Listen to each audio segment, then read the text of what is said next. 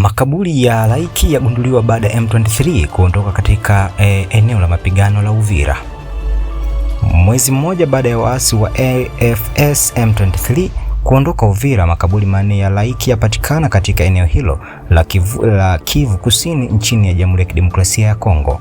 Ugunduzi huu umeibua hasira na hofu miongoni mwa wakazi ambao wanataka maelezo thabiti kuhusu miili iliyopatikana, hasa wakati familia nyingi bado hazijui hatima ya vijana wao waliokamatwa na M23.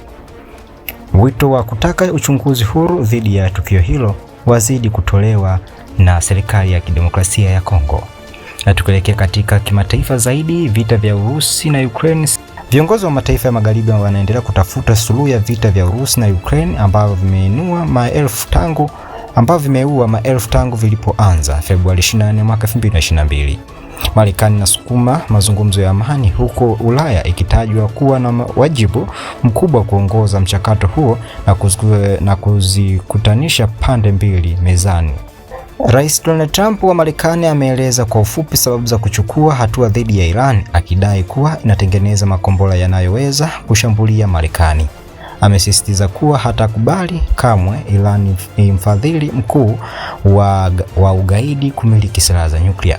Na kansela wa Ujerumani Friedrich Merz amewasili nchini China kwa ziara yake ya kwanza, akilenga kuimarisha uhusiano wa kibiashara na mshirika huyo muhimu wakati uchumi wa Ujerumani ukiendelea kukabili changamoto. Berlin na Beijing wamejitahidi kuimarisha uhusiano wa kiuchumi licha ya sintofahamu za ushuru na misimamo isiyotabirika ya sera za kigeni na rais wa Marekani Donald Trump.